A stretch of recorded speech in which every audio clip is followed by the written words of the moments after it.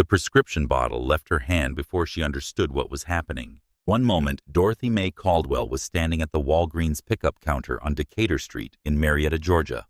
The small orange cylinder warm in her palm. The familiar weight of it reassuring, in the way that small, reliable things become reassuring when the rest of your life has been reorganized by loss.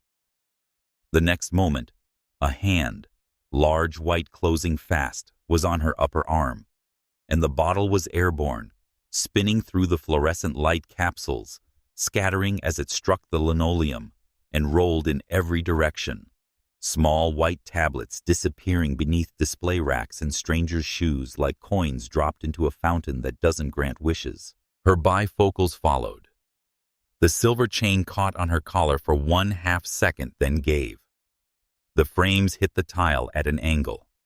One lens spiderweb cracked on impact.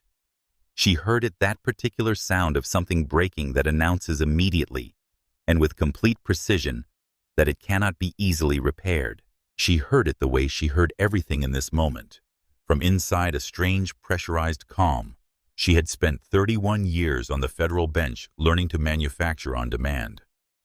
The calm of a woman who had watched defendants receive sentences that destroyed their lives and never let her face show what it cost her to say the words. The calm that was not the absence of feeling. It was feeling compressed to its densest form and held. "Get your hands on the counter. Now."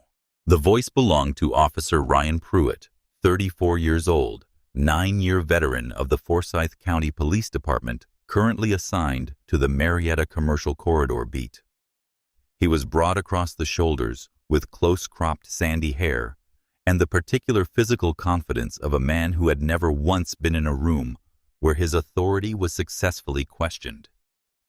His hand on Dorothy's upper arm was not gentle. It was not designed to be. "Officer." Her voice came out steadier than she had any right to expect. "You are hurting me. Hands on the counter." He spun her to face the pharmacy desk, pressed her forward. Her palms hit the laminate surface. She was 71 years old. Her wrists were slim.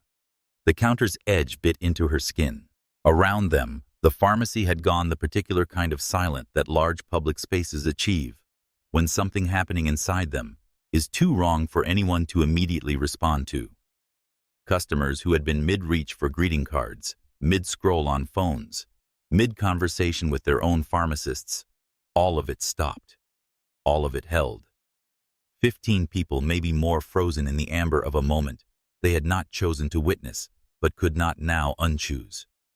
Phones came out. Cameras turned on. Kevin Marsh, the pharmacist. 42 years old, father of 3, 11 years behind this counter, stood with his hands flat on the prescription tray and his face arranged in the specific stillness of a man who understood that what he said in the next 20 seconds mattered enormously, and that he was not entirely certain what the right words were. Officer Kevin said carefully, "Mrs. Caldwell is a registered patient. That prescription is hers. I verified it myself not 5 minutes ago." "Step back," Pruitt said without looking at him. "You're interfering with a law enforcement action. She's a patient. Step back, sir. Last time I say it." Kevin stepped back. His jaw tightened. His eyes met Dorothy's across the counter, an apology in them, and a helplessness, and something else. She recognized the look of a good person discovering the precise boundary of what their goodness can protect them from. Pruitt turned to the pharmacy at large. He looked across the frozen customers the way a man surveys a parking lot, proprietorial, unhurried. Then he said to the room, rather than to Dorothy, in the tone of a man explaining something he finds genuinely sad about the world, "You'd be surprised how many of them do this. Walk in looking like they've got somewhere to be. Got the nice clothes, the good neighborhood. Still running the same game." He shook his head, almost kind, almost patient. Happens more than people think. The silence that followed this statement was different from the silence before it. Before, the room had been still with shock. Now it was still with something colder. The specific, uncomfortable recognition of a thing being said in public that everyone present understood should not be said, but that no one yet knew how to answer. The teenager near the greeting cards raised his phone another inch. The woman in scrubs pressed her lips together so tightly they went white. Pruitt turned back to Dorothy. "Turn around," he said. "Hands behind your back." The handcuffs came out with a one-handed motion that spoke of repetition, a gesture made so many times it had become unconscious. The metallic clicking, as he snapped them shut around Dorothy's wrists, cut through the pharmacy's silence like something dropped on stone. The metal was cold. The fit was too tight. She could feel her pulse pushing against the steel on every heartbeat, and she thought with the dispassionate clarity that sometimes arrives in the middle of terrible things, "This will bruise." "Watch your step," Grandma Pruitt said as he walked her toward the door. The automatic doors opened onto the October afternoon, and the crowd was already there. Not summoned, assembled by the physics of public space and smartphones, by the people who had been coming and going, and had looked through the large front windows. 8 people. Then 12. Then more gathering from the sidewalk, from parked cars, from the coffee shop 2 doors down, whose owner had come out still wearing his apron. Dorothy walked without resistance, chin level, spine straight. She made eye contact with the crowd as Pruitt walked her across the lot, methodical, measured contact. Not pleading, not performing distress. The look of a person who was a witness to what was happening to them, who was registering it, and who expected others to register it too, who was in some deeply technical sense already building the record. Pruitt opened the rear door of the patrol car, placed his palm on the top of her head, guided her in. "Careful with your head," he said. The door closed, and in the rearview mirror, after Pruitt had settled into the front seat and reached for his dashboard terminal and begun composing his arrest report with the satisfied efficiency of a man who believed he had done exactly what was required of him, Dorothy Caldwell opened her mouth. She spoke 4 words. 4 words that stopped him so completely that his hands went still over the keyboard, that his eyes lifted to the mirror, that the next 6 seconds of his life arrived with a weight he would carry for the rest of it. Those 4 words belong to Chapter 7. First, you need to understand who was sitting in that back seat. Dorothy Mae Caldwell woke at 6:45 a.m., the same time she had been waking for the better part of 4 decades, a habit installed so deeply by 31 years of federal court schedules that her body no longer required an alarm. She woke, and the room was gray with early October light, and the house was quiet, in the specific way a house becomes quiet when it has been built for 2 people and now holds 1. She lay still for exactly 1 minute. She had learned to give herself this 60 seconds in which she was not required to be functional composed, or the woman who was handling it with such remarkable grace as people kept telling her, as though grace were something she had chosen, rather than something grief had forced upon her by eliminating every alternative. James Ellington Caldwell, 68 years old. A cardiac event on a Saturday morning in November, while he was making the French-pressed coffee he had made every Saturday morning for 34 years. He had been standing at the kitchen counter. Then he had not been standing. And by the time Dorothy came downstairs, he was on the floor with his eyes closed, and the coffee still brewing, and the whole of their shared life rearranging itself around her in the time it took her to cross the room. She had not broken down at the hospital. She had not broken down at the funeral or at the reception afterward, or on the drive home, when the house became in one parking of the car, categorically different from everything it had been before. She had held it together with the discipline of a woman who had held harder things together in worse circumstances, and she had carried on as James would have approved of, practically stubbornly, without theatrical mourning. But there were mornings when the weight of the 1-cup quiet landed before she was ready for it. This was one of those mornings. She gave herself the minute. Then she rose.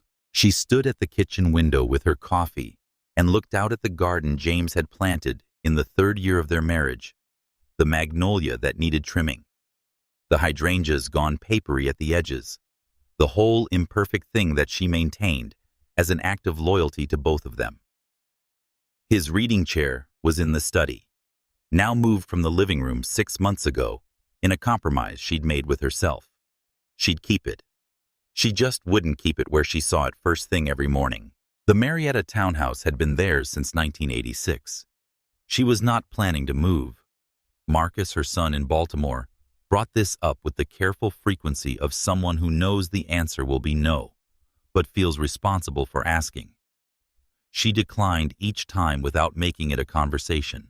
She moved through the morning with the efficiency of long habit. Toast. The news on low. Her medication, the small white pill that had become over the past 6 months, as much a part of the morning ritual as the coffee itself. The arrhythmia diagnosis had arrived the previous April, delivered by Dr. Evelyn Carter in her Emory Medical Center office with the careful precision of a physician who understood her patient well enough to know that the information would be received without drama and acted upon completely. Arrhythmia, Dr. Carter had explained, was manageable, was common in women her age, particularly following significant grief, was not a death sentence. But it required consistency. The Coreg carvedilol, 25 milligrams twice daily, kept her heart's electrical system in the rhythm it was meant to hold, rather than the irregular skipping pattern that had developed in the months after November. Dorothy had accepted this information, the way she accepted all credible expert testimony, with full attention and immediate compliance. She had been taking the medication every morning and every evening since. She monitored her blood pressure with the small cuff on the kitchen counter.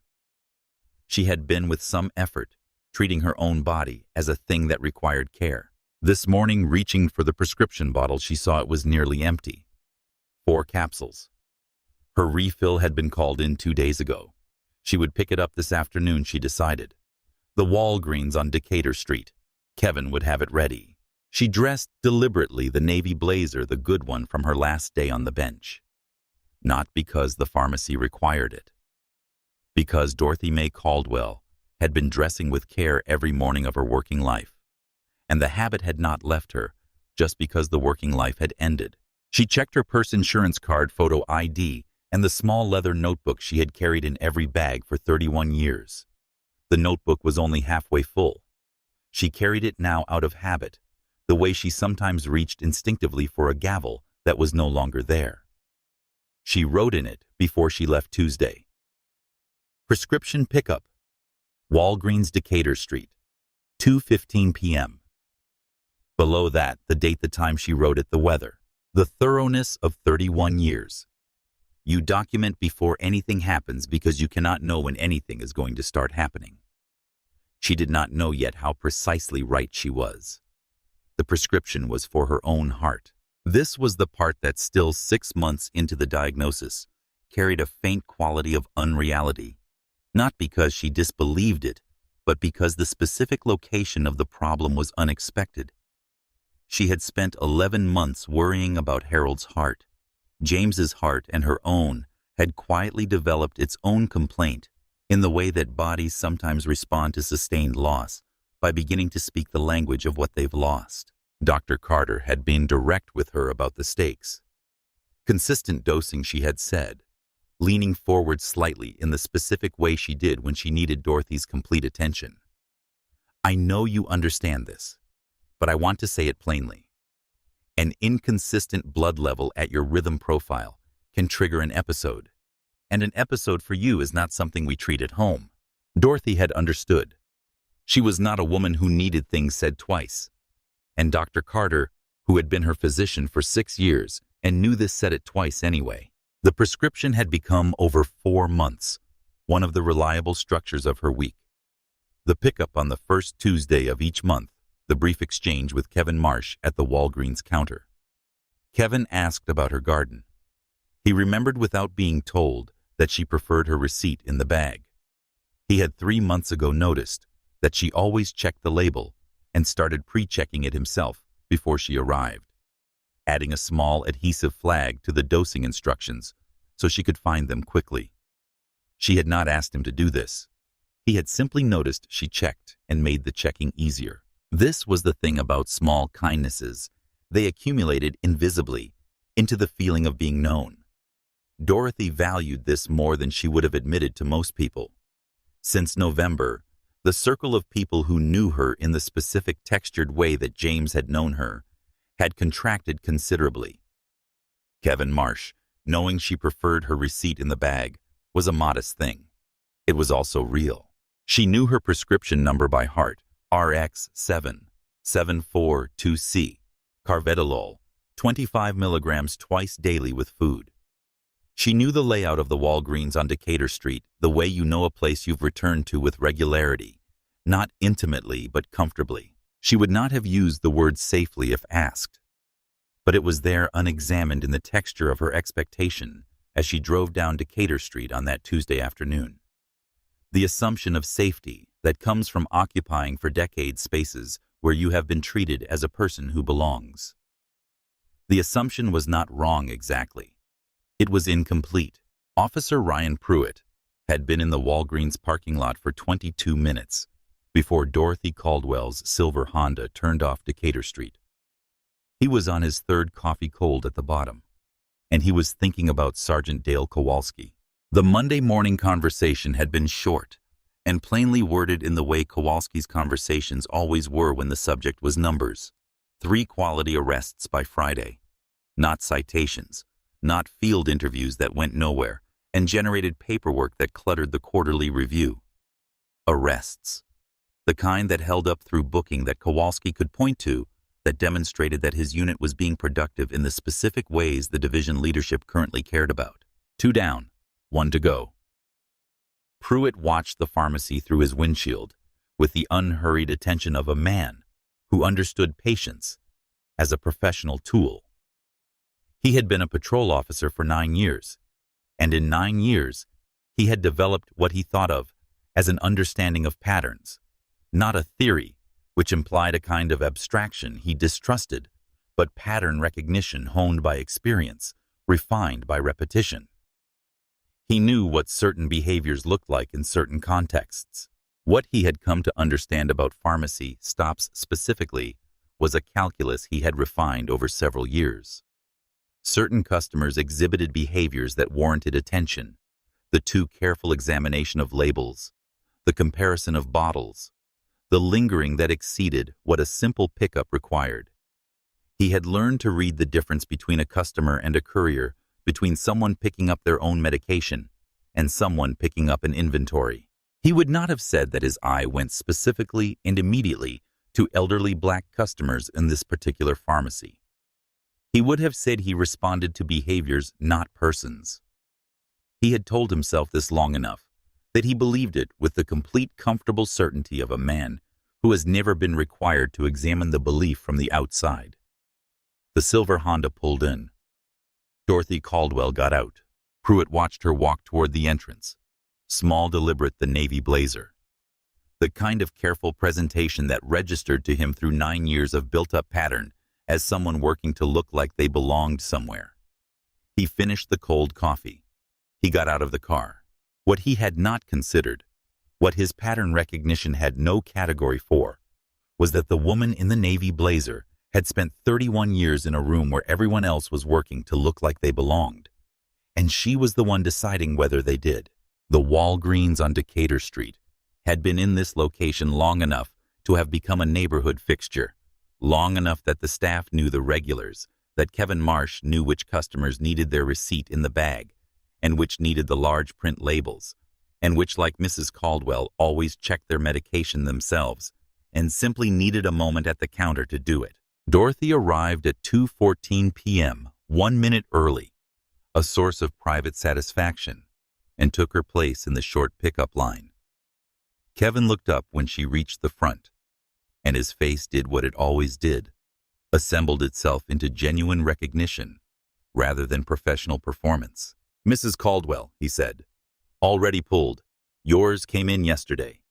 He turned to the shelf without being told the number produced. The bag ran it through the system, confirmed the insurance. "Hydrangeas holding up papery at the edges," Dorothy said, but standing. She accepted the bag, opened it with practiced efficiency, pulled out the orange bottle. read the label, the dose, the refill date, the small red adhesive flag Kevin had added over the dosing instructions. She read it the way she always read it, completely, without apology for taking the time, because this was a thing that mattered, and mattering justified the 30 seconds it required. She was replacing the bottle in the bag when she heard the door. She didn't turn. The pharmacy door opened dozens of times an hour, but the footsteps that followed this particular opening continued past the register line, past the blood pressure monitors, past the point where footsteps should have stopped if their owner had a legitimate errand. Something in her peripheral attention shifted. "Ma'am." The voice landed behind her mail-carrying authority in the particular register of a voice accustomed to compliance rather than conversation. "I need to see documentation for that controlled substance." Dorothy turned. Ryan Pruitt stood 2 feet behind her badge, visible one hand at his side and one resting on his belt with a casualness that was not actually casual. He was looking at the prescription bag in her hand, as if it were evidence rather than a purchase. "I beg your pardon. The medication. I need to verify it's a legitimate prescription." "It's Coreg," Dorothy said. "Carvedilol, for cardiac arrhythmia. My name is on the bottle and my insurance was verified at this counter 4 minutes ago. This is not a controlled substance. It's a medication with street value," Pruitt said. "There's been activity in this corridor. I need to see ID and documentation." Kevin Marsh stepped forward. "Officer, I just verified this prescription. Mrs. Caldwell is a registered patient. Everything is in order." Pruitt's eyes went to Kevin briefly, not with hostility, with something more dismissive than hostility. "I'm not addressing you right now, sir. Please step back. I'm the licensed pharmacist. This is my step back." Kevin stepped back. His eyes met Dorothy's. The apology in them was genuine. So was the helplessness. Dorothy reached into her purse with the deliberateness of someone making their movements visible. "My name is Dorothy May Caldwell. Here is my driver's license. Here is my insurance card. Here is the pharmacy receipt printed 4 minutes ago, with my name, my prescription number, the medication, the dose, and the timestamp." She laid each item on the counter. "I also have a medical authorization on file here, signed by my cardiologist. What specific documentation do you believe is missing?" Pruitt examined her driver's license with more deliberateness than it required. Something shifted in his expression, a fraction of recalibration quickly suppressed. "This confirms your identity," he said. "It doesn't confirm this prescription wasn't picked up for redistribution." Kevin Marsh just confirmed it. The pharmacist has an interest in not making trouble. The pharmacy had gone entirely quiet. The businessman near the window had stopped scrolling. The woman in scrubs was watching with the focused attention of someone who had seen this specific type of scene before and was deciding her role in it. A teenager near the greeting cards had his phone at chest-height, camera facing outward. 2 other customers had their phones openly raised. Dorothy saw all of this. She cataloged it the way she had always cataloged courtrooms, noting the positions, the attentiveness, the available witnesses.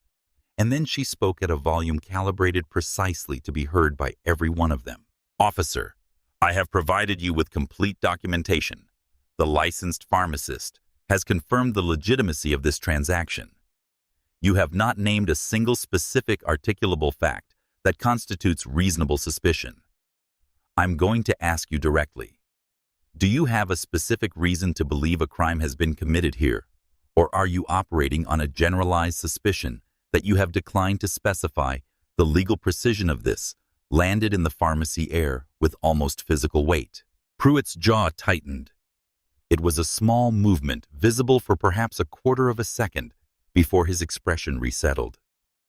But Dorothy had watched lawyers, defendants, and witnesses across 31 years of federal proceedings, and she had become extraordinarily good at reading the faces of people who were managing their reactions, rather than simply having them. She had her answer. "I have reasonable suspicion," Pruitt said, "based on observed behavior consistent with prescription diversion activity." "Name the behavior," Dorothy said. "You were examining the bottle carefully. I was reading the label on my prescription. It looked like you were assessing dosage for resale value." Dorothy was quiet for a moment. 2 seconds. The kind of silence that in a courtroom meant something was being deliberately absorbed before being used. Around her, the pharmacy held its breath.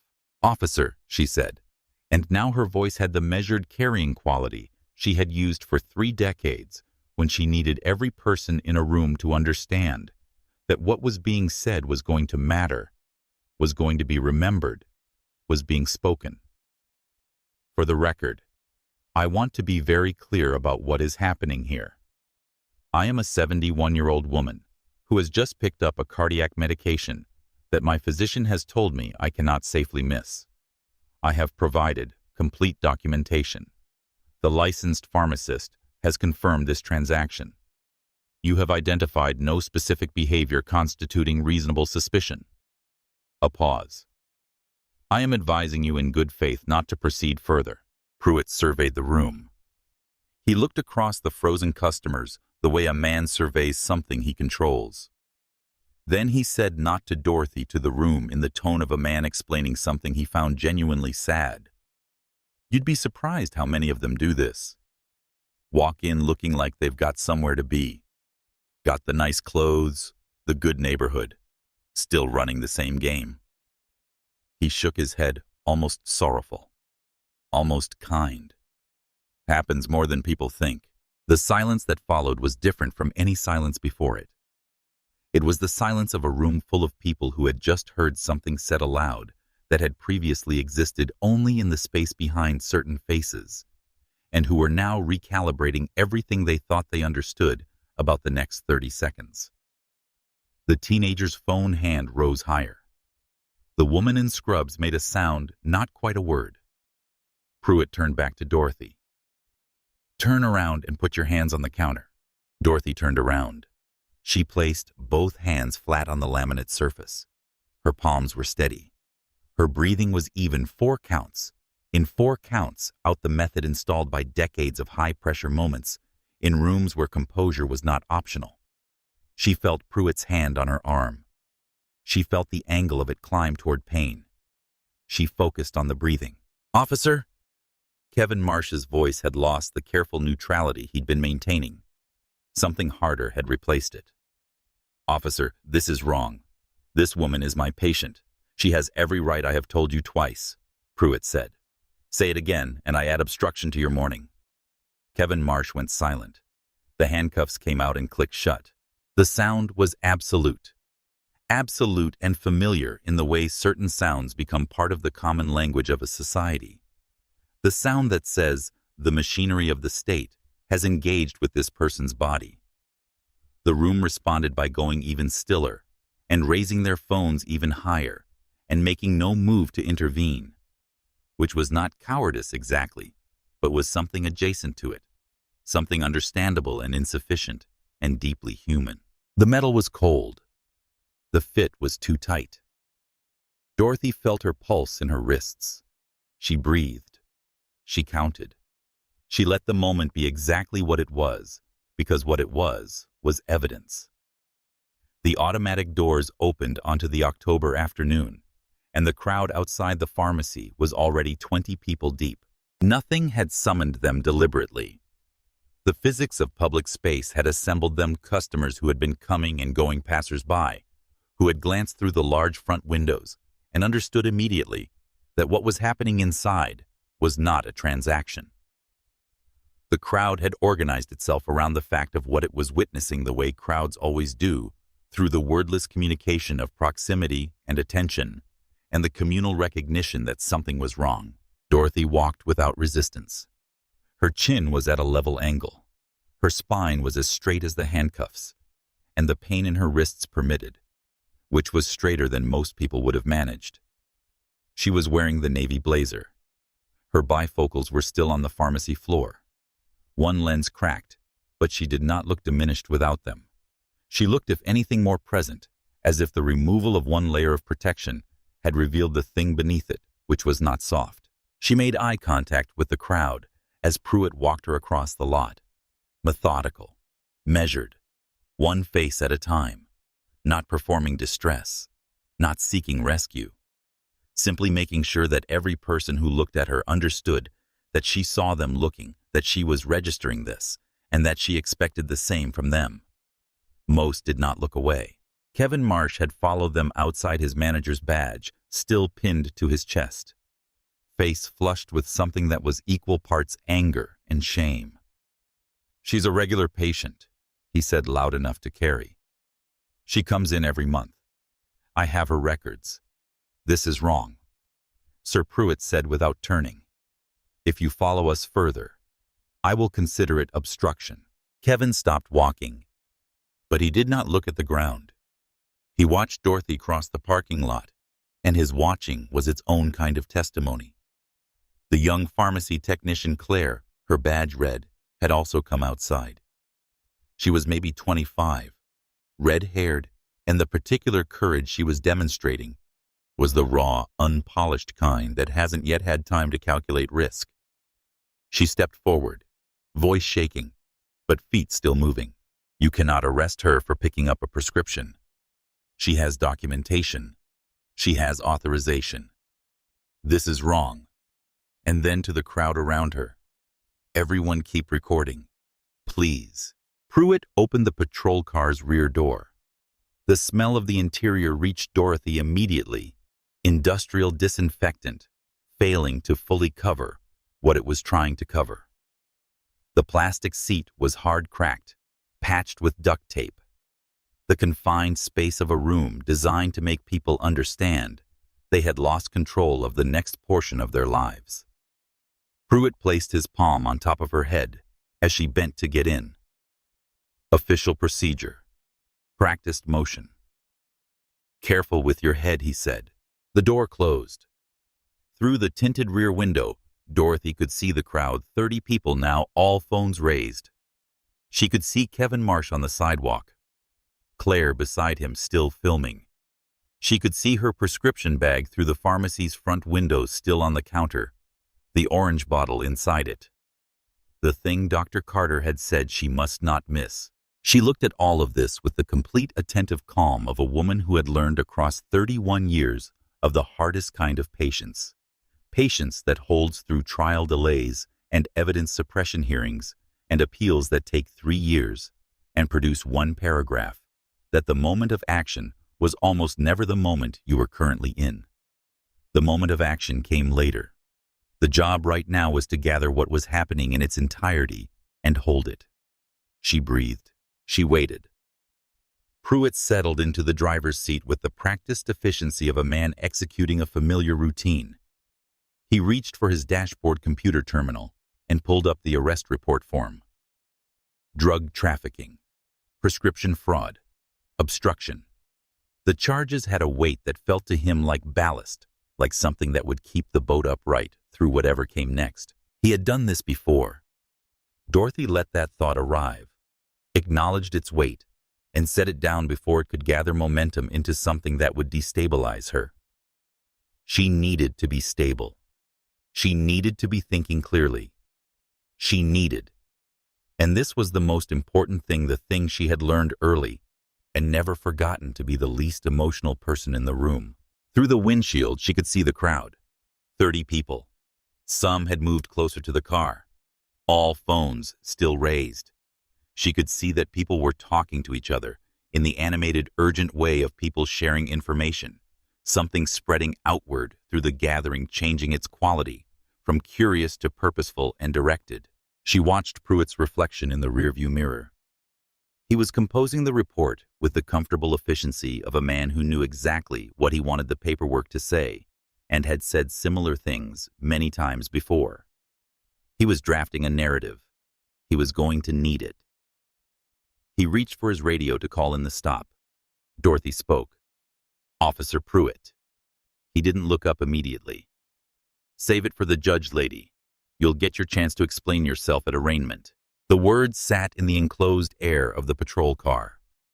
Dorothy let them settle completely before she answered the way she had always let the last argument finish before she spoke, because speaking over something was a form of diminishment, and she had never diminished anything she intended to use. "I am the judge," she said. His fingers stopped moving over the keyboard. The words existed in the patrol car's close air, with the specific pressurized quality of something that has weight before it's understood. Pruitt's hands were still over the keyboard. He had not yet looked up. Perhaps he thought he had misheard. Perhaps some part of him, the part that had been a patrol officer long enough to develop actual instincts beneath the cultivated ones, was already running the calculation and declining to complete it. He looked into the rearview mirror. Dorothy Caldwell met his eyes through the steel mesh grate. She was sitting as straight as the handcuffs and the cracked seat permitted. Her chin was level. Her voice, when she continued, had the measured cadence of someone stating facts for the official record. The voice she had used at the front of a federal courtroom for 31 years, the voice that juries understood without being told to pay attention. "Federal Circuit Court," she said. "Northern District of Georgia. 31 years on the bench. Appointed. 1991. Confirmed unanimously by the United States Senate. I retired 2 years ago." A pause. The deliberate pause of someone who gives information. Time to land before the next piece arrives. "Run my name through your system. Officer Pruitt. Federal Judicial Database. I'll wait." 6 seconds of silence. Pruitt said, "You're lying." But his voice had a quality in it that his face was working to suppress, a thinness, a slight elevation. The auditory signature of a man who is against his will, and for perhaps the first time in a long time, genuinely uncertain. "Run my name," Dorothy said again, not urgently, not with satisfaction, with the tone of a senior judge instructing a junior clerk on a basic procedural step that should have been completed already. Pruitt turned to his computer terminal. He typed Caldwell Dorothy M. into the Federal Judicial Verification Database. It was a standard integration on every Georgia law enforcement terminal, put in place after incidents over the years involving false claims of judicial identity. It was not a system Pruitt had ever had occasion to use before, because in 9 years of patrol work, he had never arrested someone who subsequently claimed to be a federal judge. The database loaded in 4 seconds. The screen filled. Caldwell Dorothy May. Federal Judicial Appointment Record. United States District Court. Northern District of Georgia. Appointed March 14, 1991. Confirmation. U.S. Senate. Unanimous. 94-0. Tenure. 31 years. 4 months. Retirement. July 28, 2022. Status. Senior Judge Emeritus. Below the appointment record, her security clearance classification. Below that case volume, 8,214 cases presided total tenure. And below that, in a subcategory that Pruitt's eyes moved to with the involuntary, sickening recognition of something that had specifically to do with him. Specialized jurisdiction federal criminal law, civil rights violations, law enforcement misconduct. And below that, in a separate subfield, officers sentenced during tenure 24. His eyes went to the photograph. Official judicial portrait, probably 10 years old. Her hair a slightly different length, but recognizably, unmistakably, completely the same woman who was sitting 4 feet behind him, with her hands cuffed behind her back, and her prescription medication still on a pharmacy counter 300 yards away. She was wearing black judicial robes, an American flag behind her. Her expression was composed and direct, and entirely free of any need for external validation of who she was. He stared at the screen. Pruitt stared at the screen for 6 seconds. Dorothy behind him counted them. She had said she would wait, and she waited with nothing punishing in the waiting, no visible satisfaction, no performance of the moment. She simply waited the way she had learned to wait in courtrooms and corridors, and all the places where justice moved at the pace of institutions, rather than the pace of urgency. She had developed over 31 years the capacity to be very still in the middle of moments that were moving very fast around her. She deployed it now completely. Pruitt's hands, when he finally moved them from the keyboard, were not entirely steady. "This can't be right," he said, quietly. Not to her, not really to himself either. To the computer screen. To the distance between what he had understood to be true 20 minutes ago and what was now displayed on a 14-inch terminal, with the flat, patient certainty of a federal database that had no interest in his preferences. "Cross-reference it," Dorothy said from the back seat. "FBI security clearance records, same name. You'll find 3 letters of commendation from United States Attorneys General. You'll find documentation of my retirement ceremony 2 years ago. You'll find my case history publicly accessible through the federal court system." A pause. "I sentenced my last officer for civil rights violations under color of law in September 2021. He received 14 months. It was the maximum available under the applicable statute at the time." Pruitt's jaw moved. "I've been aware of that statutory limitation for 31 years. Dorothy continued in the tone of someone discussing a professional matter rather than the circumstances of their own illegal arrest. "I have always found it inadequate. The legislature has on 2 separate occasions since my retirement agreed with me and amended the statute upward." She let that sit for exactly 1 second. "You might want to look up the current maximum, Officer Pruitt." Through the windshield, Pruitt could see the crowd. 35 people now. Some had moved to within 10 feet of the car. All phones still raised. He could see in the quality of their attention that the information was spreading, that the gathering understood, or was beginning to understand, that what it was witnessing was not what it had initially appeared to be. He sat very still. The photograph on his terminal continued to display Dorothy May Caldwell in her judicial robes, surrounded by the documented architecture of 31 years of federal authority going nowhere. "The handcuffs are quite tight," Dorothy said. Her voice remained conversational. "I would estimate that the circulation to my left hand is currently impaired. I want you to understand that every moment this continues is a moment recorded by your body camera, by the pharmacy security cameras, by the cameras of the 35 people currently assembled outside this vehicle." A pause. "And by me.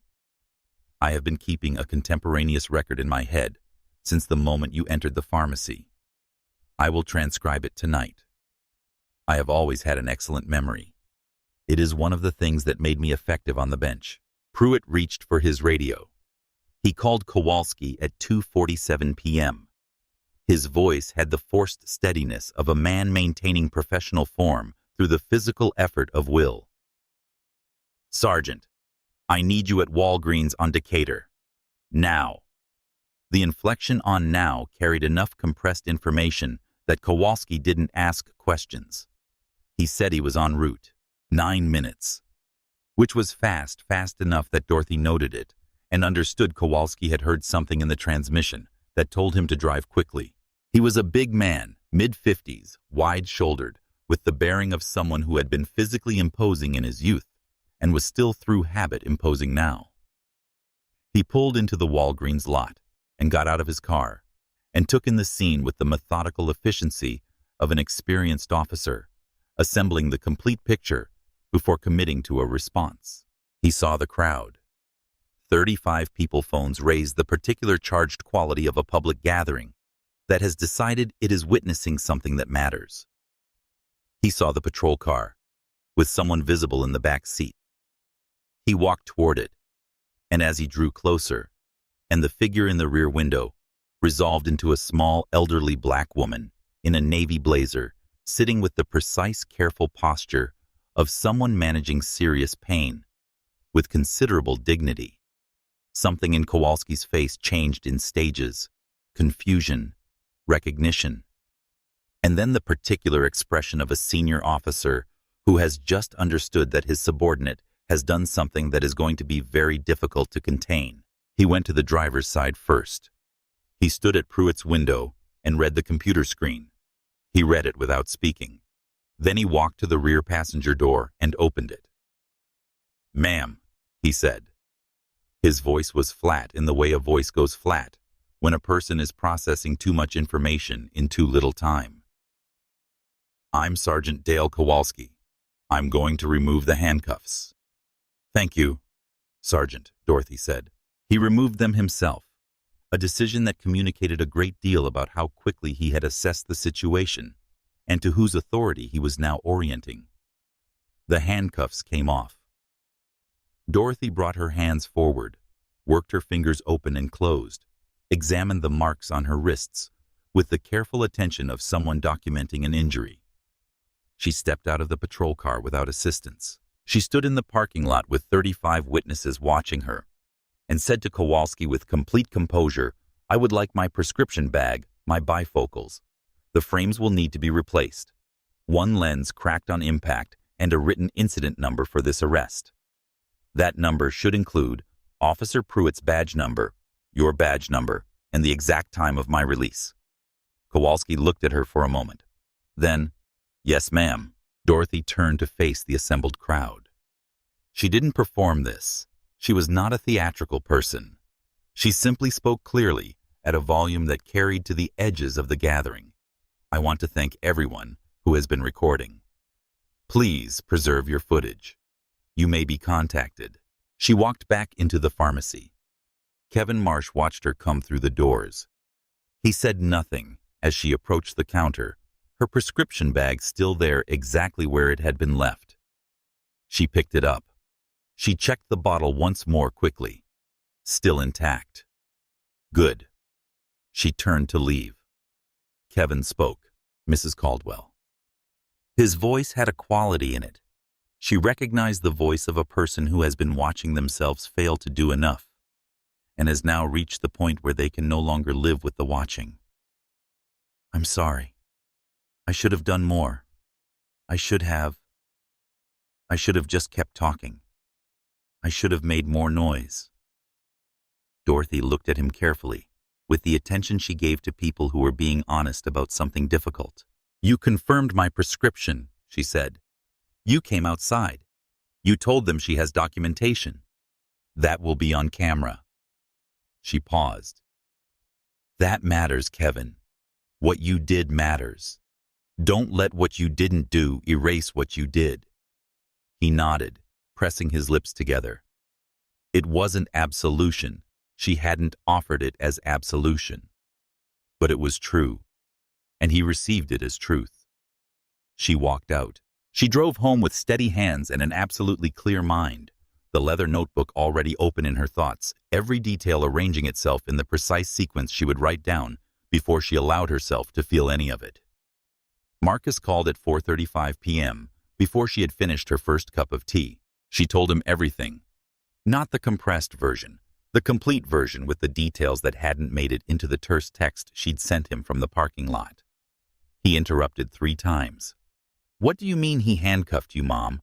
They can't just—" "I'm getting in the car right now." And each time she answered directly and continued. And by the end, he had gone quiet in the way that frightened, loving people go quiet when they understand that usefulness is what's required of them. "Come Saturday," she said. "Bring the good coffee. Right now I need to write." She wrote for 2 hours after she hung up. Not reflection, the raw record. The times, the words, the sequence. She wrote Kevin Marsh's name and Claire the technician's name. She wrote the time the handcuffs went on and the time they came off. She wrote the specific language Pruitt had used for probable cause. She wrote what he had said to the room. You'd be surprised how many of them do this word for word, because those specific words were not a procedural statement. They were a declaration of something that had no legitimate place in a law enforcement stop, and she wanted them on paper in her own handwriting, dated that evening before anyone could suggest she had constructed them later. She wrote the phrase he'd used at the car door. "Watch your step, Grandma." She wrote it, and the writing of it made her feel something she had been holding very steadily beneath the composure of the entire afternoon. Something that was not quite grief, because grief was softer than this. Not quite anger, because anger was hotter. Something more structural. The particular ache of a recognition confirmed again, rather than arrived at for the first time, that certain people in certain places, in certain uniforms, would look at her and decide before she had spoken, before she had done anything, what category she belonged to. and what the appropriate response to that category was. She had known this since she was a child in Augusta, Georgia. She had known it through law school when she was one of 4 black women in her year. Through her years as a federal prosecutor, navigating rooms where people's surprise at her competence was a thing she managed daily quietly at personal cost.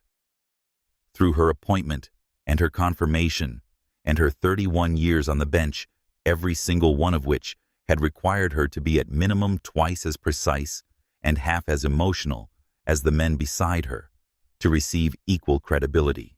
She had navigated all of it. She had built through decades of meticulous and patient work a life that sat on the solid foundation of her own authority. Authority that was real, institutional, documented, legally enforced. And Ryan Pruitt had put her in handcuffs in a Walgreens parking lot anyway. She finished the notebook entry. She capped the pen. She checked her blood pressure. The cuff on the kitchen counter gave her a reading that was higher than she wanted. She took the evening Coreg with a glass of water. At 10:17 p.m., while she was reading in James's chair, her phone rang. Blocked number. She answered. A man's voice, distorted by something digital, flattened, and slightly wrong. Drop it, old woman. You don't know what you're stepping into. Walk away while you still can. The line went dead. Dorothy sat with the phone in her hand. She opened the leather notebook and wrote 10:17 p.m.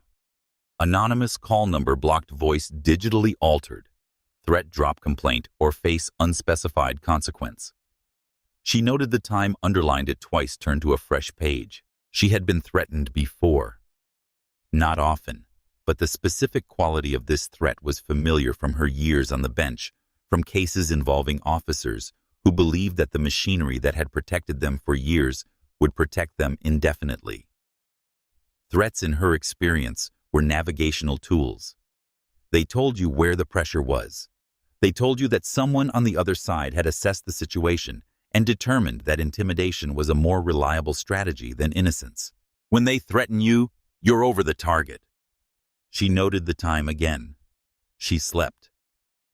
In the morning, APD released a statement. Officer Pruitt responded to a complaint of suspicious behavior at a retail pharmacy and conducted a lawful investigative stop consistent with departmental protocol. The matter is under internal review. Dorothy read it with her morning coffee. She copied it into the notebook verbatim with the time and source. She understood with complete clarity a new case. The administrative leave notice came 3 days later. Terse official offering paid leave as evidence that the department was taking the matter seriously. Dorothy read it and noted in the notebook what it did not say, that paid administrative leave was not a consequence. That internal reviews conducted by the same department, whose officer committed the act under review, had a documented tendency to produce findings of justified conduct. That the union had already released a statement before the review had gathered any evidence declaring full support for Pruitt and characterizing the encounter as a lawful stop sensationalized by the media. She documented all of this without editorial commentary. Facts with timestamps. She also documented the other things. The cars began on the 4th day. Different vehicles. White pickup, blue sedan, dark SUV. Always the same pattern, appearing between 10 p.m. and midnight, parking across the street, remaining 20 to 40 minutes departing. She photographed them from the upstairs window, the timestamp visible in each frame. She logged the license plates. Her neighbor Robert, a retired DMV employee, quietly ran them for her, all registered to Forsyth and Cobb counties. The phone calls came at night. Not threatening this time, just silence. 2 a.m., 2:47 a.m., 3:15 a.m. She answered each one, waited, noted the time. On Sunday morning, someone left a dead bird on her front steps with a note that said nothing except an APD precinct sticker. She photographed it, bagged it, labeled it, placed it in the growing evidence box in James's study. She was not, she told herself honestly, unafraid. Fear was appropriate information. Fear told you that something dangerous was happening and required attention. She was paying attention. She was also monitoring her blood pressure every morning, and the numbers she was getting from the cuff on the kitchen counter were not the numbers she wanted. Dr. Carter called on Thursday. "Your readings?" she said carefully. "Tell me about your readings this week." Dorothy told her. The silence that followed was longer than a neutral silence. Dr. Carter said, "I want to be honest with you, because I know you prefer that. Your arrhythmia at your current medication level is managed, but managed is not the same as stable under indefinite high-stress conditions. The readings you're describing tell me that this past week has had a physiological impact. I am not telling you what to do. I would never do that. But I need you to factor your own biology into whatever calculations you're making right now." "I understand," Dorothy said. "Do you?" Dr. Carter asked, with the gentle persistence of a physician who knew her patient. Dorothy was quiet for a moment, genuinely quiet in a way she rarely was when she knew the answer. "I'm considering it," she finally said. "What I should do." "That's the right answer," Dr. Carter said. "Consider it." That night, the Thursday night of the first week, Dorothy sat in James's chair by the window and considered it. Not performatively. Not in the way you consider something when the answer is already decided. She sat with it the way she had always sat with difficult decisions, completely, without the comfortable protection of a conclusion already reached. She thought about Nadine Okafor, the civil rights attorney, who had called her on the second day after the arrest. Nadine had mentioned 2 other women prior pharmacy stops by Pruitt, documented by pharmacy staff, undisputed in their basic facts, never pursued. She had located them. The first was 74. Her name was Ruth Ann Patterson. She had gone home after her encounter with Pruitt and had not returned to a pharmacy alone since. Not because of fear exactly, because of the particular exhaustion of knowing that the machinery that was supposed to protect her had been pointed at her instead, and that fighting it would cost more than she had left. Dorothy thought about that woman, not abstractly, specifically. Ruth Ann Patterson, 74, no pharmacy alone for 18 months. She thought about what James would have said. She knew. James had been a practical man, and the practical thing he would have said was that she had given 31 years, and that was enough, and that her health was not something to be traded for a principle, however just. He would have said it because he loved her, and because he was right about most things, and he would have been wrong about this. She got up and went to James's desk. She opened the bottom drawer, the one she hadn't opened since November. Inside, still in the manila folder she had always kept it in, was the first case file from 1993. People versus Officer Gerald Briggs. 6 pages of testimony. Her handwritten notes in the margins. The handwriting of a woman who was 32 years old, and absolutely certain that this work mattered. She read it. She read every word of it, including the margins, including the notation at the bottom of page 4 in her own hand. Pattern. This is a pattern. This is not an isolated incident. The institution will call it one. She had written that in 1993. She had been right in 1993. And the institution had called it one, and had continued calling individual incidents for the 31 years since, and the individual incidents had continued accumulating. She closed the folder. She put it back in the drawer. She picked up her phone and texted Nadine, "I want to meet tomorrow. I want to see the files on Patterson and Simmons." Then she texted Marcus, "Come Thursday, not Saturday. Bring the good coffee." She went to bed. She slept with the specific quality of sleep that comes not from the absence of fear, but from the decision that fear is not the relevant variable. She slept the way she had always slept before important court days, completely conservatively in preparation. Marcus arrived Thursday at 6:14 a.m. He had driven overnight from Baltimore, which he had done without telling her, because he knew she would have told him not to, and he had made the executive decision that in this specific instance, her instructions were not the ones he was going to follow. He was standing in her kitchen when she came downstairs holding 2 cups, having already found the coffee situation. She looked at him. He looked at her. She hugged him briefly with the complete physicality of a mother allowing herself for exactly 30 seconds to set something heavy down. Then she took the coffee, and they sat at the kitchen table, and she told him everything, not the abbreviated version, but the full one, including the blood pressure readings and the dead bird, and the night she had almost decided to stop. He listened without interrupting. He was better at it than she'd expected. When she finished, he said, "I want to call a lawyer." "I already have one," Dorothy said. "Nadine Okafor. Civil rights. Atlanta. She called me on the second day. I called her back on the third." She met his eyes steadily. "I have been practicing law since before you were born." He smiled despite himself. "Right." Nadine arrived at 10. She was 44, sharp-eyed, and precise, with the specific energy of an attorney who had chosen this work, not only as a calling, but as a targeted professional response to documented, ongoing specific injustice. She had been waiting, she told Dorothy without preamble, for a case with this particular combination: documented evidence, personal credibility, institutional specificity, and a plaintiff who understood the law well enough to have preserved everything correctly from minute one. "You're the case," she said. She laid out what she had. Ruth Ann Patterson and Glenda Simmons.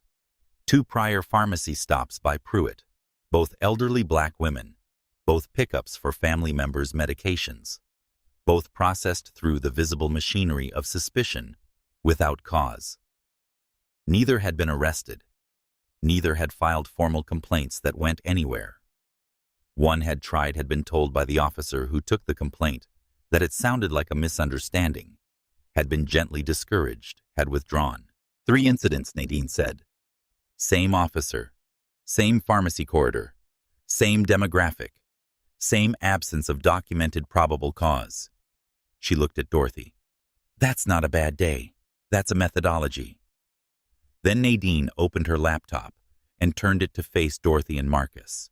The pharmacy security footage which Kevin Marsh had copied to a thumb drive and preserved within 2 hours of the arrest, which was the excellent judgment of a man who had understood immediately that what had happened would need to be documented, covered the full arc of the confrontation from the angle behind the pharmacy counter.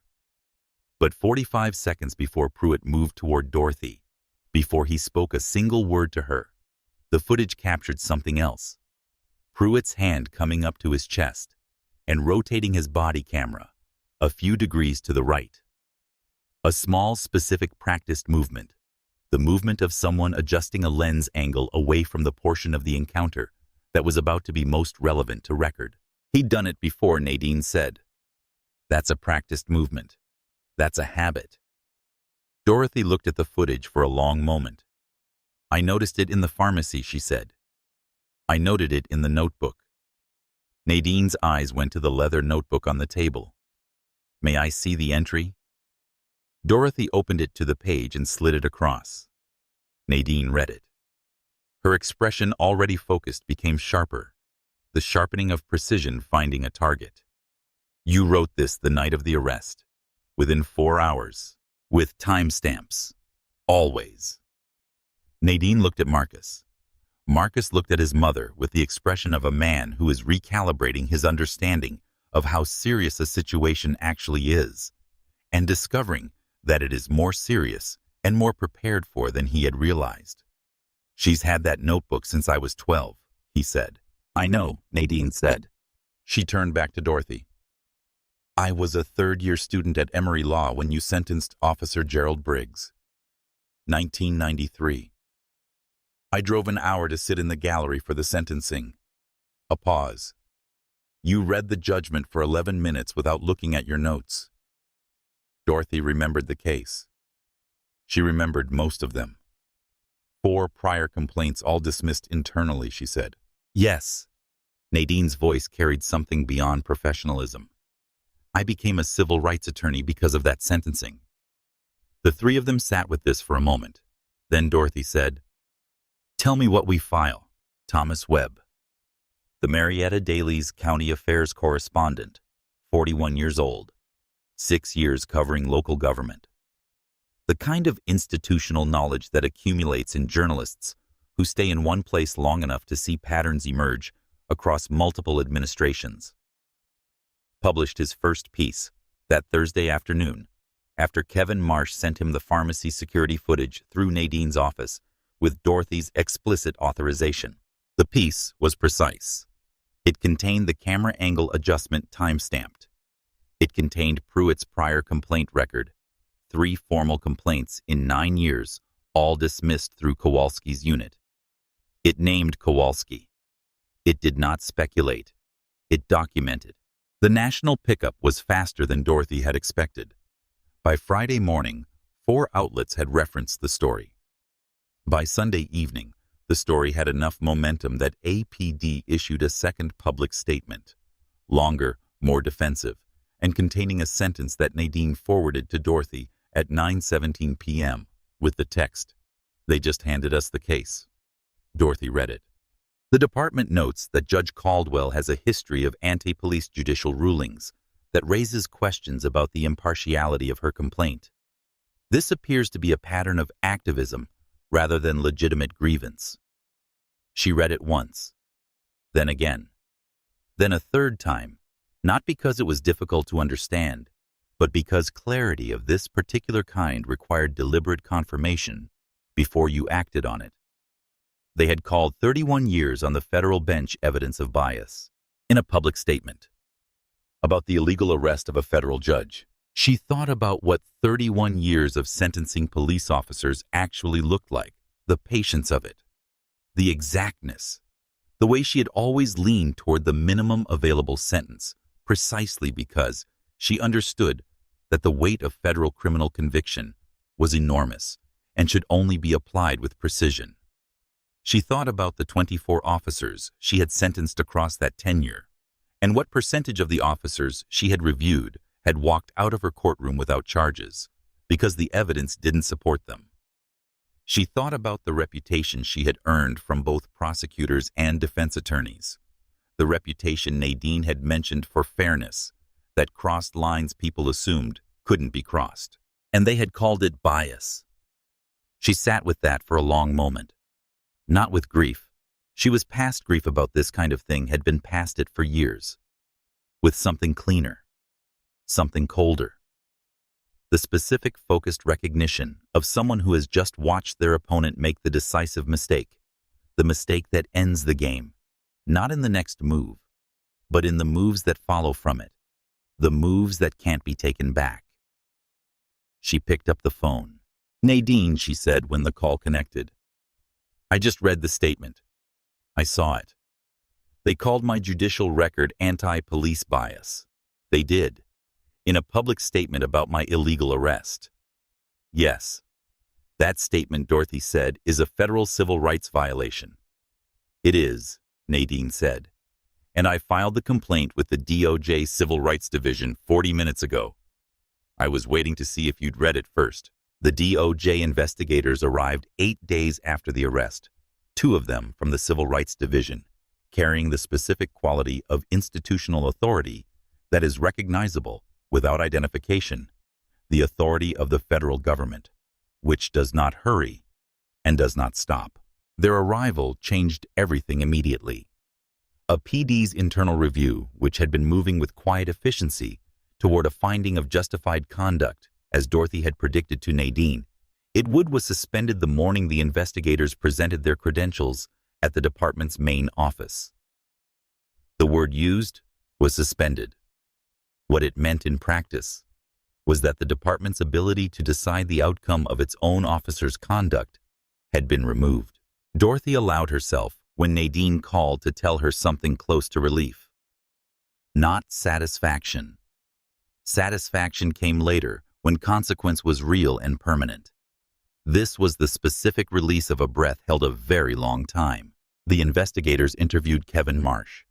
They interviewed Claire, the pharmacy technician. They collected the recordings from the crowd outside, 14 individual phone videos, all preserved. They collected the pharmacy security footage. They retained an expert in law enforcement camera protocols who produced a written analysis, confirming that the body camera angle adjustment was inconsistent with standard procedure and consistent with an officer deliberately excluding a portion of a physical encounter from optimal recording. They subpoenaed Pruitt's complaint record. All 3 complaints dismissed through Kowalski's unit were reviewed. 2 were reopened, and through those reopened files, they traced back to Ruth Ann Patterson and Glenda Simmons, both of whom agreed to speak. Both testimonies were consistent with Dorothy's in their structural details. An elderly black woman at a pharmacy, a prescription pickup, a stop initiated without articulable cause, the visible machinery of suspicion deployed without evidence. Ruth Ann Patterson, 74 years old, sitting across a kitchen table from a federal investigator, said, "I knew nothing would happen. That's why I didn't push it. I thought, what's the point? Who is going to believe me?" She looked at the investigator steadily. "I want it on record that I tried. I want that on record somewhere official." The investigator said, "It will be." Kevin Marsh came to see Dorothy on a Wednesday evening 3 weeks after the arrest. She had not called him. He had called Nadine's office and asked carefully if there was something he could bring that would be useful. Nadine had said yes and told him what. Dorothy answered the door, and he was standing there with a laptop bag over his shoulder and the expression of a man who had rehearsed what he wanted to say and had then decided on the walk from his car that the rehearsed version was not right and that he was going to have to manage without it. "I have the thumb drive," he said. "The security footage. I've had it since the night it happened." He reached into the bag and produced it, a small thing labeled in his careful handwriting, with the date, the time range, and the words, "Walgreens Decatur Pharmacy, camera full incident, unedited." Dorothy took it. She held it in her palm for a moment. "You copied this within 2 hours," she said. "I knew someone was going to need it." He looked at the floor, then back at her. "I just wish I'd done more in the moment. I kept thinking afterward, what if I just kept talking? What if I'd called 911 myself? What if?" "Kevin." She said his name the way she had said the names of people in her courtroom, who needed to be brought back from the spiral of what if into the fact of what was. "You confirmed my prescription. You came outside. You called the journalist. You preserved the footage." She held up the thumb drive. "This is not nothing. This is what made the case possible. What you did in the moment was not enough. What you did afterward, this is enough." He pressed his lips together, nodded once. His eyes were wet. "How is your family?" she asked. He made a sound that was half laugh. "Fine. Confused about all this. My kids keep finding news articles. Tell them their father did the right thing," Dorothy said. "That's the accurate summary." He left. Dorothy stood in her doorway for a moment after his car disappeared down the street, turning the thumb drive over in her hand. The evidence. All of it assembled. The notebook, the photos, the footage, the complaint records, the 2 women's testimonies, the body camera expert's analysis, the statement in which APD had called her 31 years of federal service evidence of bias, the anonymous calls logged and dated, the license plates of the cars tracked to Forsyth and Cobb counties. She thought about what James would have said standing here.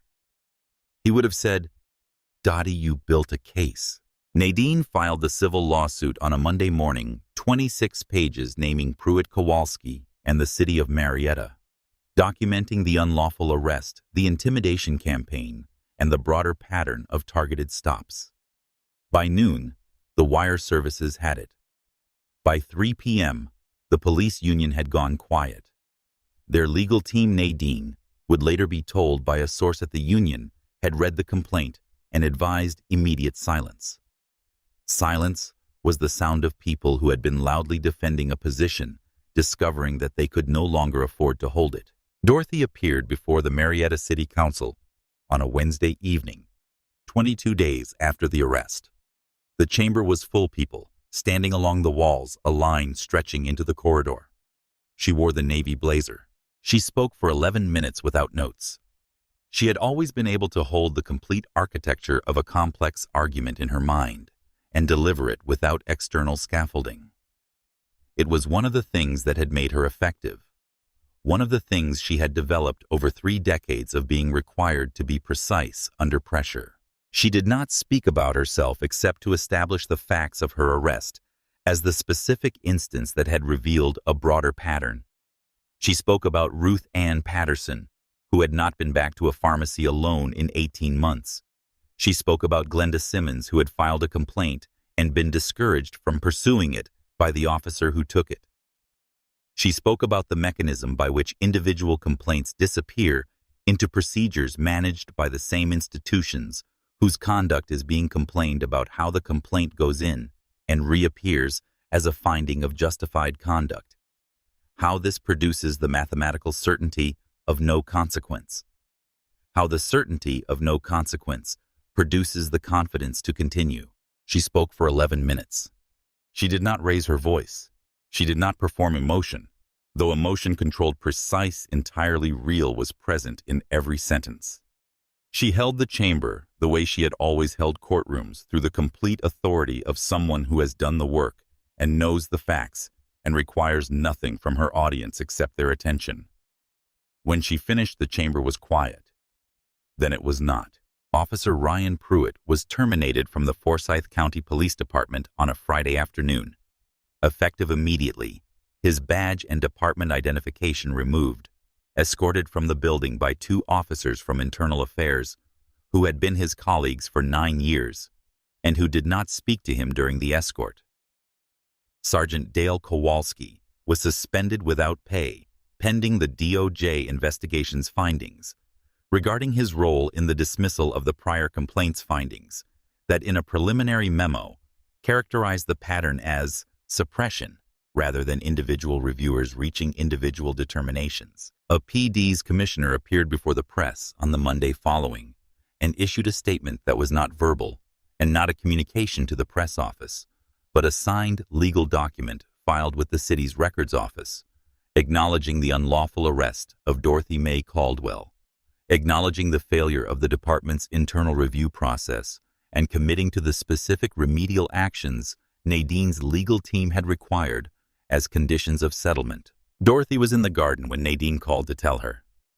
She had been trimming the magnolia finally, after a year of avoidance, the project she'd been putting off since James died, because the magnolia had been his particular domain, and addressing it had felt like claiming it, and claiming it had felt like a further step in the reorganization she was still completing. She had started it on a Saturday 2 weeks ago. She was finishing it today. She answered the phone with the trimming shears in one hand and a cut branch in the other. Nadine told her all of it. The termination, the suspension, the signed document, the settlement terms. Dorothy listened to the complete shape of it, turning the cut branch over in her free hand, feeling the weight of it. "And Patterson and Simmons?" she asked. "Settlement for both," Nadine said. "Public acknowledgement of their incidents in writing with their names attached. It is in the signed document. It cannot be unfiled." Dorothy let out a breath. "Good," she said. "That's all." "That's the right word," Dorothy said. "Good means it's done and it's real, and it will exist in the record permanently." Good is exactly right. She looked up at the magnolia, half-trimmed now, the October light coming through the remaining leaves at a shallow angle particular to this time of year. "There's more work ahead, but this part is done." She set down the shears. She stood in the garden for a moment in the afternoon light, with the phone in her hand, the magnolia above her, the evidence box in James's study, the notebook in her purse, the whole of the past 22 days, assembled in her mind with the specific, organized clarity of a case that has been fully heard and decided. She thought, "James, you would have said to stop, and then you would have helped me not stop, and you would have been proud." She went inside and made tea. She arrived at 2:14 p.m., 1 minute early. The unbreakable habit of a woman who had structured her professional life around the meaning of punctuality, around the idea that arriving on time was the most basic form of respect for the work and the people involved in it. The Walgreens on Decatur Street had not changed in its physical dimensions. The same automatic doors, the same bell chiming at her entry, The same arrangement of blood pressure monitors near the entrance. The reading glasses display she always glanced at. The same refrigeration units humming their same note. The same fluorescent lights under which 11 months ago, Ryan Pruitt had snapped handcuffs around her wrists and pills from her prescription bottle had scattered across the floor. She walked to the pickup counter. Kevin Marsh looked up from behind the counter, and his face did what it had always done, assembled itself into the expression of genuine recognition. He was already reaching for the shelf before she had spoken. "Mrs. Caldwell," he said, "yours is ready. Came in yesterday." He produced the bag, ran it through the system, confirmed the insurance. Then, because he was Kevin, and because 11 months had not changed the nature of their particular exchange. "How's the magnolia?" "Finished it in November," Dorothy said. "Should have done it years ago. It's coming back strong in spring. And the hydrangeas. Spectacular this year," she said. "I don't know if I improved my technique or just ran out of ways to neglect them." He smiled. He handed her the bag. She opened it. She pulled out the orange bottle and read the label, the dose, the refill date, the small adhesive flag he had added, the same flag he had been adding for a year now, the small kindness installed by attention and continued by habit. She read it the way she always read it, completely without apology for the time it required. She noticed, as she replaced the bottle in the bag, the laminated card posted at the counter. "New since last year. Pharmacy patients' rights in any law enforcement interaction, in plain language, adopted after the DOJ review, and now referenced by 3 other Georgia jurisdictions. A policy that had not existed before a Tuesday afternoon in October, when a prescription bottle scattered across linoleum and a pair of bifocals cracked on a pharmacy floor. Anyone had to use it?" she asked, nodding at the card. "Not once," Kevin said. "Good," Dorothy said. "That's exactly what it's supposed to do." She took a moment at the counter. Not long, maybe 30 seconds, standing exactly where she had stood 11 months ago, with her hands flat on the laminate surface and a cop's grip on her arm. She let the 30 seconds be what they were, a private acknowledgement, not a performance. A marking of the distance between that moment and this one. The distance and the price of it, and the fact that she was still here to mark it. "Thank you, Kevin," she said. "See you next month, Mrs. Caldwell." She walked out. Marcus was in the parking lot, engine running, which she had not asked him to do, and was not entirely opposed to. He had been driving down once a month since the arrest, a pattern that had begun as protective concern and evolved month by month into something that looked increasingly like its own thing. Dinner on Fridays, the garden on Saturdays, coffee, before he drove back on Sundays. He had accepted a position at a structural engineering firm in Atlanta 3 months ago. He had told her about it on a Saturday morning in the garden quietly, as though it were a practical decision, rather than what they both understood it to be. She got in the car. He looked at the pharmacy bag and at her face with the expression of someone trying to determine from available information whether anything had happened that required his attention. "Fine," she said before he could ask. "Completely fine. Kevin sends his regards." "Does he?" "He does." She put the bag in her purse next to the leather notebook, nearly full, now almost requiring a replacement. "Drive me through the park before we go back. I want to see the oaks." He pulled out of the lot and onto Decatur Street, and the October light came through the windshield at the shallow angle of mid-afternoon, and Dorothy sat in the passenger seat with her new bifocals on and her hands in her lap, and looked at the street going past the coffee shop, the dry cleaner, the delivery truck at the curb, with the attentive, unhurried attention of a woman who has nowhere urgent to be and a great deal still to see. Ryan Pruitt was convicted of civil rights violations under color of law in federal court, 14 months after the arrest at the Walgreens on Decatur Street in Marietta, Georgia. He was sentenced to 16 months, the maximum available under the statute as amended, handed down by a federal judge, who noted in her written judgment that the body camera angle adjustment captured on pharmacy security footage and documented in a contemporaneous handwritten record by the victim herself on the night of the arrest demonstrated premeditation that the court was not prepared to treat as anything other than an aggravating factor. His appeals were denied. He would not hold a law enforcement position again. Sergeant Dale Kowalski lost his pension and his law enforcement certification after the DOJ investigation established that his unit had operated a sustained documented practice of suppressing complaints against officers he supervised. The investigation was not gentle in its language. Neither was the finding.